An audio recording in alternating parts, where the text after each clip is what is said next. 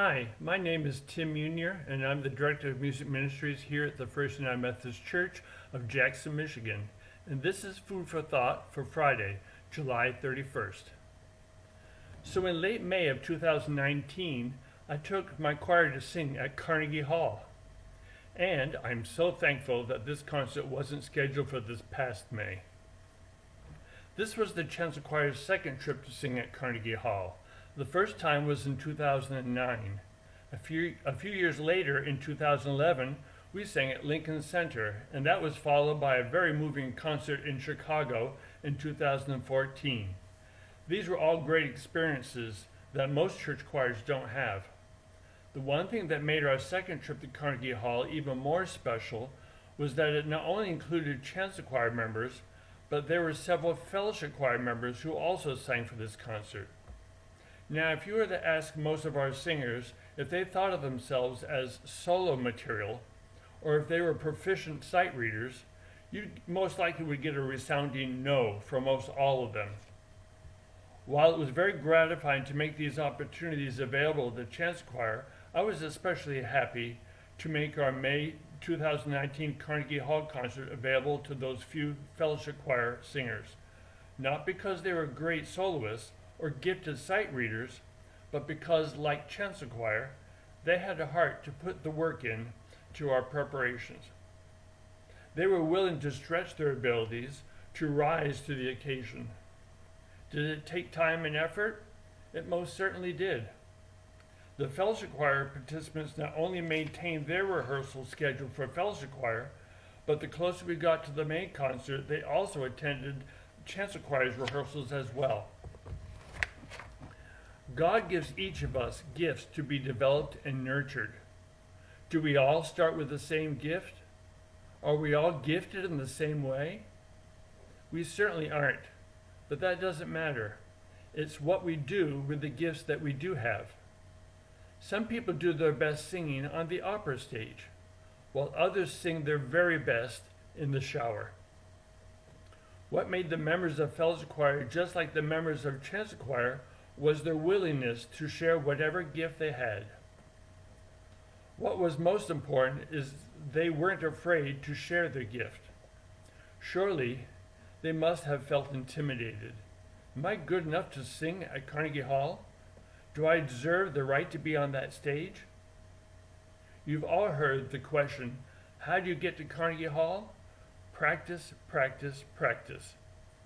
Our fellowship choir members were willing to rehearse, to prepare themselves, to share themselves, and they did not let self-doubt hinder them. There's a story of a man named Luigi Tarisio who loved violins and began to collect them. He took great pride in scouting out rare finds and purchasing only those instruments that he knew to be of the finest quality. No one really knew about his passion, however, until after he died. It was while his estate was being appraised that some 346 valuable violins were discovered in his attic. One of the most expensive violins had been hidden in a drawer in an old dresser. It was a Stradivarius he had purchased from someone who also bought it solely as a collector's item. In commenting on this, W.T. Fulton noted that preserving this instrument, Tarisio had robbed the world of beautiful music all the time he treasured his violins. Others before him had done the same. In fact, by the time the greatest Stradivarius violin in his collection was finally played, 147 years had passed. Of course, as a lifelong church musician, the talents and gifts that I'm reflecting on here are musical gifts.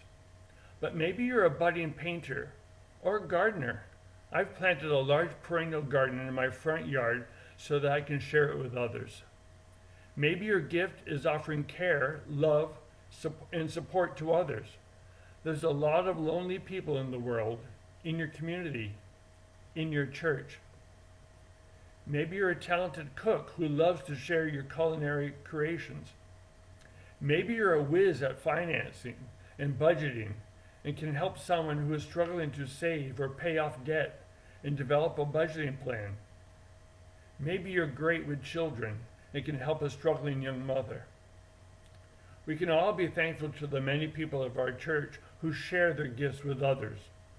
Those who work with the Fresh Food Initiative, United Methodist Women, Sunday school teachers, all of those who serve on our many committees, and of course, all of our many singers, ringers, and various instrumentalists who share their music with us in worship.